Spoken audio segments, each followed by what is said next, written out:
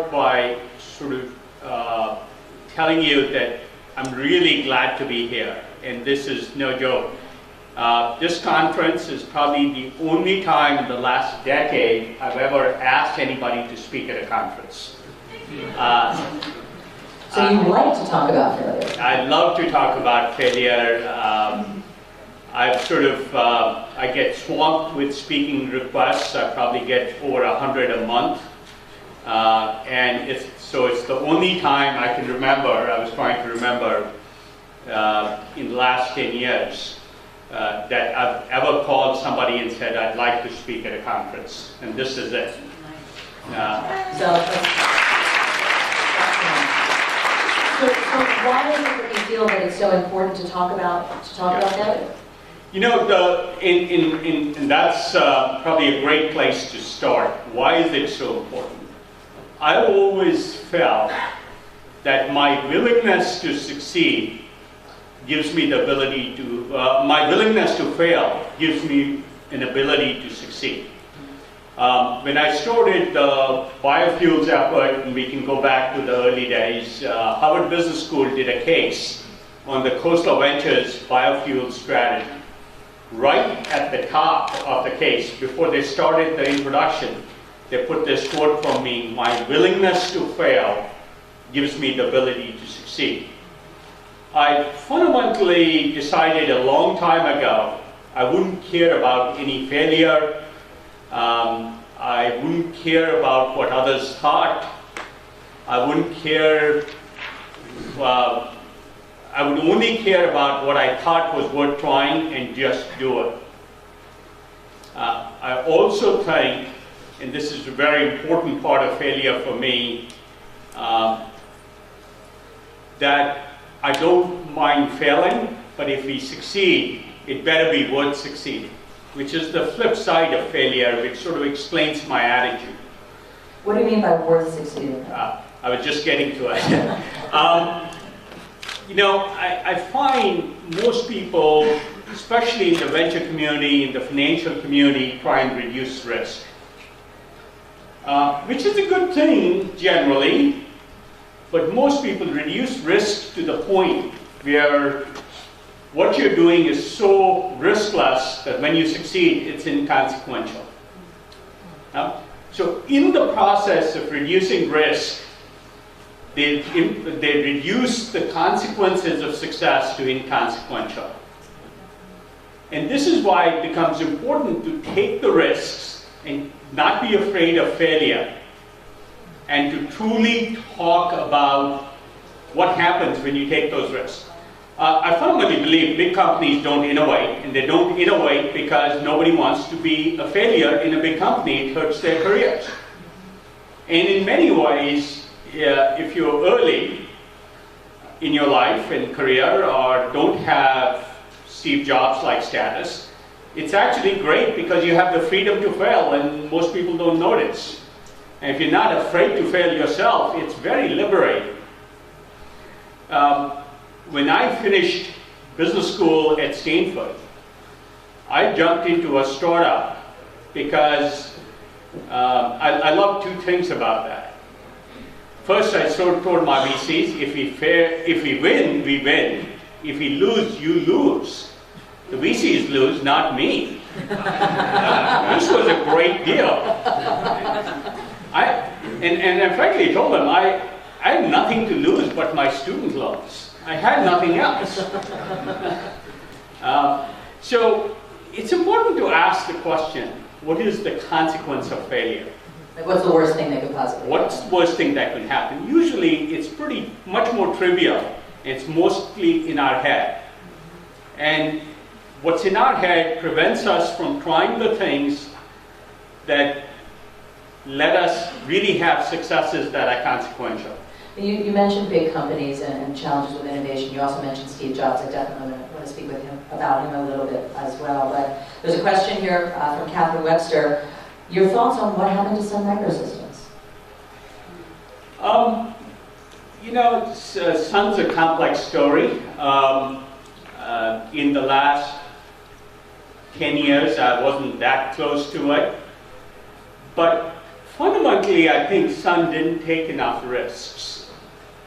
They didn't try enough new things. Let me give you a little bit of history on how to manage risk and failure. Nobody likes to fail, but it's important not to be afraid to fail. But it's also important to keep questioning yourself.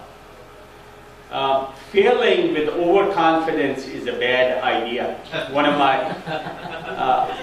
my favorite books is a book Andy Grove, the founder of Intel, wrote called "Only the Paranoid Survive." When you're doing something new, you are going to fail. You are taking a risk. No risk, no rewards. But if you are taking a risk, it's important to constantly get the best feedback you can. To constantly question yourself and see what you're doing wrong.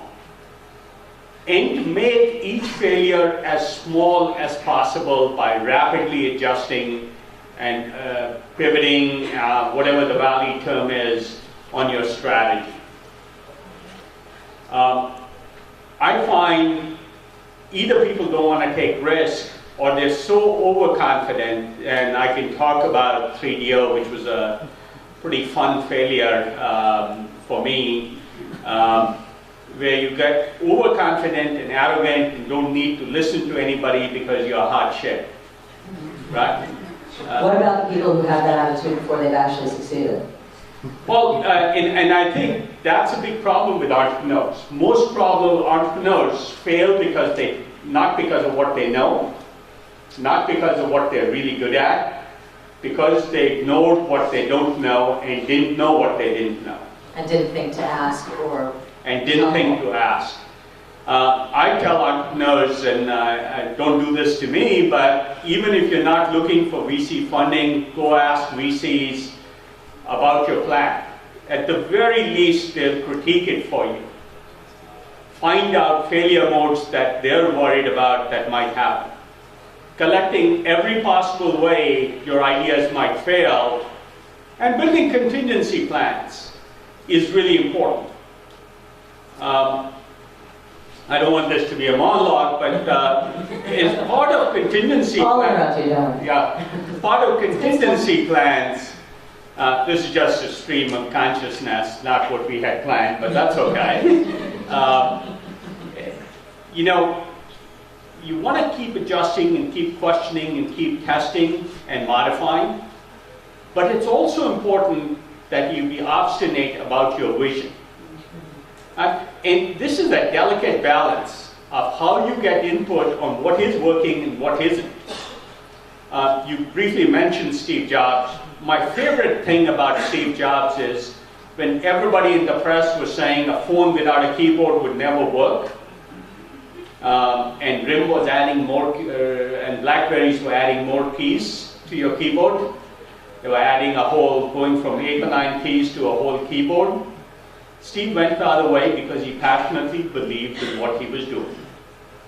He had a vision, and he didn't lose his vision. I'm sure he tried the phone in many different ways and kept adjusting and modifying that vision. But he didn't lose the essence of it, which to create a new experience for people. And so that's a delicate balance. There's no magic formula. Get as much input as possible. Get as much critique as possible. Ignore the people who look at your stuff and are hypocritically polite. And most input you get directly will be hypocritically polite. And you have to find ways to not pay attention to it because it can give you overconfidence. And most people don't like being blunt. And look for the people who critique you, look for ways in which you might fail, and start adjusting for it quickly. If each failure is a small failure, you've achieved the goal of doing the optimal thing. So you were, let's talk a little bit more about your own experience of failure. So you decided, made a conscious decision when you were a teenager that technology was the direction that you wanted to go. You read something about Intel, you were looking at what this was all about, it must have intrigued you. I think you were reading the EE Times or something. So not exactly what most teenagers might necessarily be reading, but clearly you were wired for this at an early age. And technology is fraught with failure. Technology and the sciences are fraught with failure. Can you remember when you hit your first real wall, when you made your first really big, oh, maybe I should have gone that way, and what you learned from that? For me, no one thing catches my mind. Probably the first time I really faced sort of this issue of overconfidence and suddenly running smack into a wall was when we did a company called Dynabook. And then after that, we did a company called Go. Somebody has their hand raised. Oh. Do you want to finish on that Dynabook? Okay.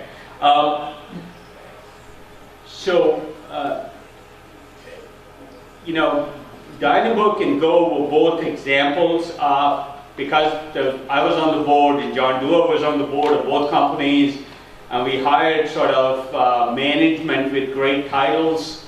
We thought we had it right. We sort of didn't examine our assumptions enough. Each was a very different case, and so I'm going to take a diversion here for a minute, but let me tell you what we learned. In Dynabook, we had hired the guy who ran the PC business for IBM, and I was young enough to realize that not to realize that the big title didn't mean much.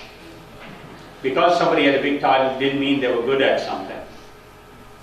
It was true they'd gone through the experience, but what they did with the experience wasn't very clear to me. And since then, I've stopped believing all authority. It's valuable to get people who have the experience, but between somebody smart and somebody experienced, I'll pick smart every time. And there we realized how big a role people play in what you do. I still think Dynabook was a great idea. By the time we had created a lot of money and a lot of egg on our face, I actually wanted to restart it and do it right. Go was interesting because it was a completely different lesson for us. Go, we were making a tablet computer, think iPad back in the 80s. But we used a pen, and marketing guys came up with a catchy slogan, "The pen's the point." And we started believing that bullshit, but in fact the pen wasn't the point. After we failed, we said, so what really matters? And what really mattered was real mobility was the point, not the pen. And we got caught up in the technology and the pen. I won't go too deep into it, but say one thing. The best thing you can do with failure is really examine it. Just this weekend, I was reading a post that Bryce Bryce.vc. It's just a small venture firm here. I was reading Bryce is a guy who writes this blog, and he wrote a blog on the value of postmortems. After you fail, you learn a lot more. Even if you created 5, 10, 15, and we've created as much as 50 million in a bad startup. Going back and examining at every step what you could have learned, what you could have done different, is well worth it. It's the single most important thing you can do with your failure, is ask lots of people when you should have done what different. And learn. If the only thing you learn is to get lots of input or lots of flexibility, it's a good thing. Most people who fail are better at doing startups than people who've never failed. And so that's good news if some of you have failed. How many of you feel you failed at something? Can we have a show of hands? Great. That's why I'm here. And if they didn't put their hand up, they're too busy typing, or they're lying. We had a question about midway back. Was there a question, Cassie? Oh. My question. Can you stand up so we can see Sure. you? My question is, What's your name? my name is Eitan Urvis, and I'm with the Mail Shop. My question is, can you give any advice as to how to recognize when you're failing because of bad strategy versus bad execution? That's a great question. Not that I have a clear answer, just because it's so specific. But I will tell you, the standard expert opinion is that's been tried before. Almost any time something new comes up, I ask people, and somebody will tell me, oh, that was tried before. I'd say, if you fundamentally believe something is a good idea, if you believe something is a value proposition people need,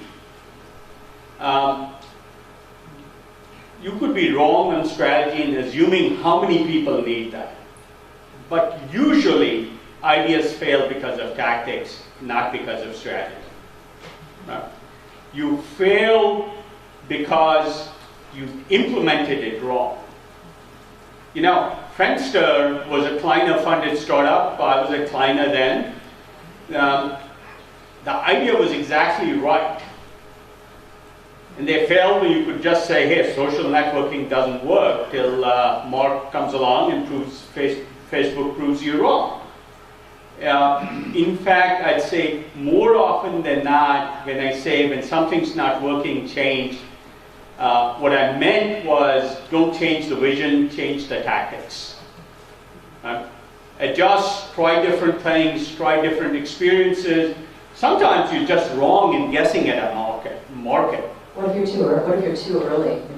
There are lots of ideas that have just been little early. Yeah, and then you just keep trying and bring it back up. I mean, don't give up when it starts to succeed. You want to be there. One of the things I want to say about failure is, when you do a startup, you may be on the right track, on the right strategy, the right basic concept, or if you're a gamer, sort of the high concept for the game. But there's probably 3 or 4 things you can control out of 10 that matter in the success or failure. 3 or 4 things your competitors may control, and 3 or 4 things may be just environmental factors that make you lucky or unlucky. Something happened, some blog wrote about it, it caught fire, and suddenly things took off. And so you have to realize that. And one of the things with failure is keep making lots of adjustments, don't give up on the vision. Because one of the things I say about persistence is give yourself enough time to get lucky. If this is true, and I truly believe for every great startup, if there's 10 factors that matter most why it was successful, you control 3 or 4, your competitors control 3 or 4, and the rest are just plain luck. Any one of the things that happened to Facebook could have happened slightly differently. We've seen plenty of lawsuits, debates, arguments. Any one of those things could have gone a little bit left or right, and the world would have been a different place. And in fact, if I come back to my favorite example of Steve Jobs and sort of Apple as a great success story, if you think about the history of Steve, Steve had a great vision in the original Mac, right? That was done very well. Steve had that capability. But then there were some things he didn't do right, and they got in other management. The best thing that happened to Steve is the other management, our succession of CEOs they had after that really screwed up Apple. If they hadn't screwed up Apple, if they'd done okay, Steve wouldn't have had a chance to come back. Steve's legacy would be, oh, he started next and it failed. Right? So think about how lucky he got that the people before him, the CEO before him, screwed up. So your success can be based on someone else's failure. It was an environmental factor that gave him the platform, and in So in a funny way, if Apple had a lot to lose when he came back, first, if it was successful enough where they said, hey, this is a valuable company, we can't try really large experiments, he wouldn't have been given the opportunity to really change the strategy. Because Apple was failing and didn't have a lot to lose, they took this sort of home run swing. You know, if you're 3 runs down in the bottom of the ninth, you might as well take a home run swing. And Steve had an opportunity, mostly because of circumstances, to express his vision and follow it. That turned into the most valuable company in the world.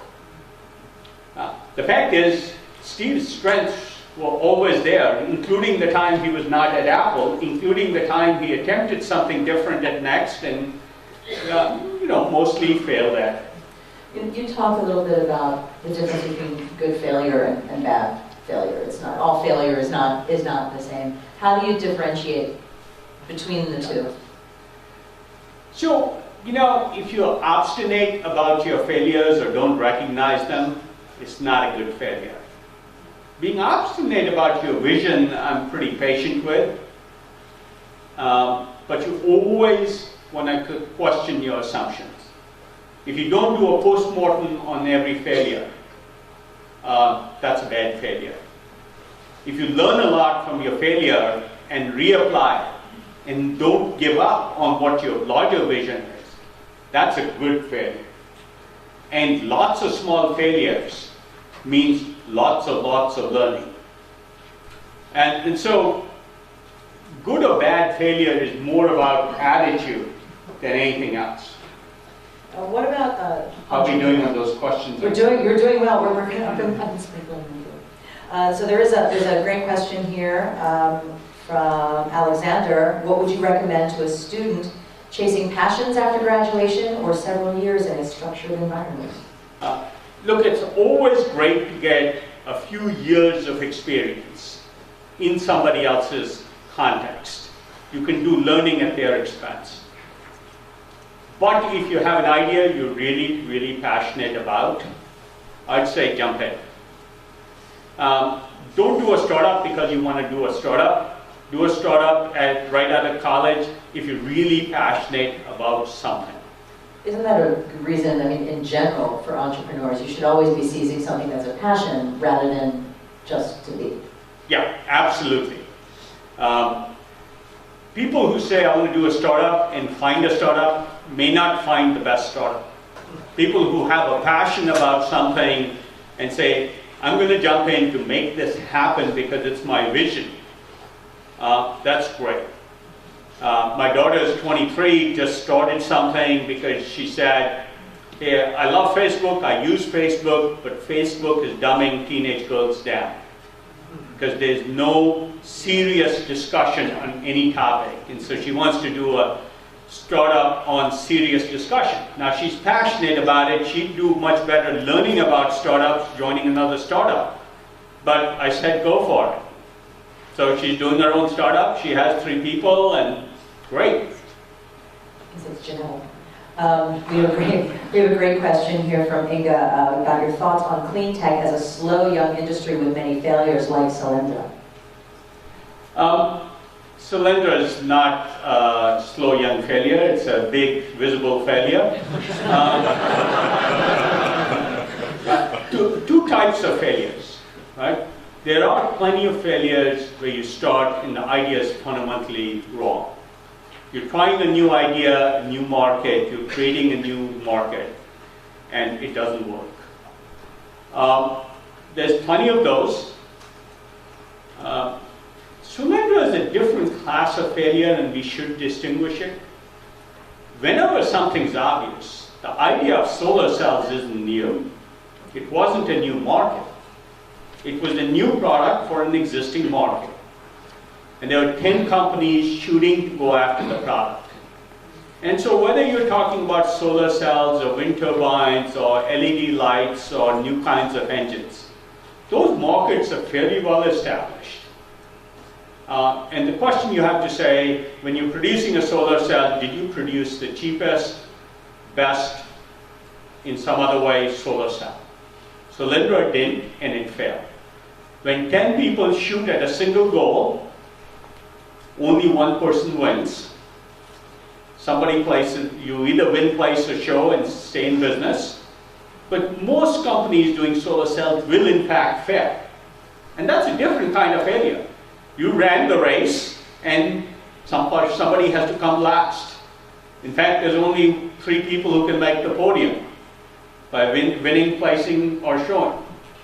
And that's just the nature of startups. So every area, it'll happen in LEDs too. There'll be 10 startups, there are more than 10, and most will fail. Because in the end, one will have the best LED. We have a question back on the side here.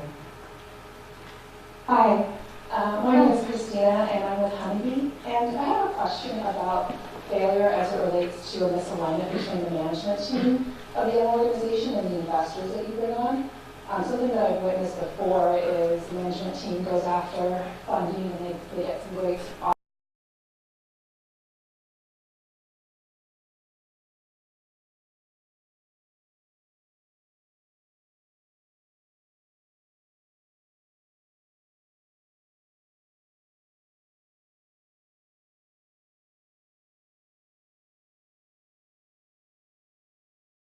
Not obvious ones.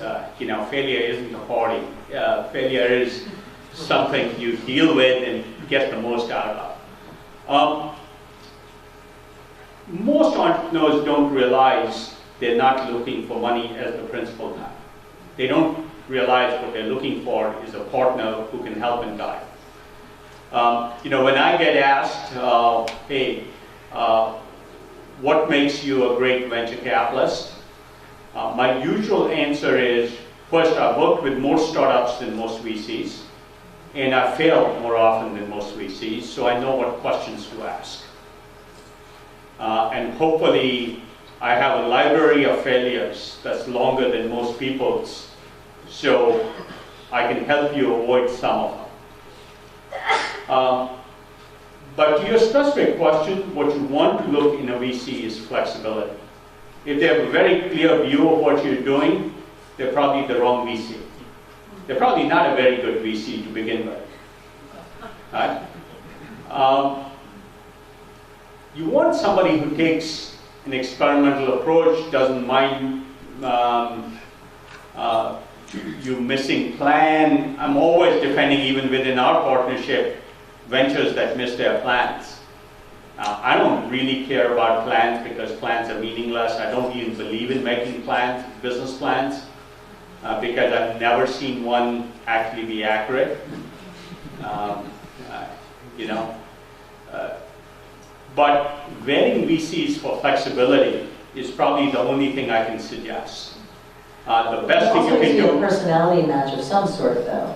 Well, yeah, personality is always important because you want to get along, but that usually translates into flexibility. The one piece of advice I can give you is talk to people who've been with that VC where the plan didn't go according to plan. That's probably the single most important piece of advice I can give you. They'll trot out, if you ask me, hey, who did I invest in? I'll say, hey, Jack Dorsey at Twitter. But you really want the ones that failed or had to redo things or missed their plans and say, how did you handle that? So that's important advice. So you'll invest in someone who's failed so long as they failed in an intelligent sort of way? Yeah, absolutely. So that's good news for some of you. So you can fail, just don't be stupid.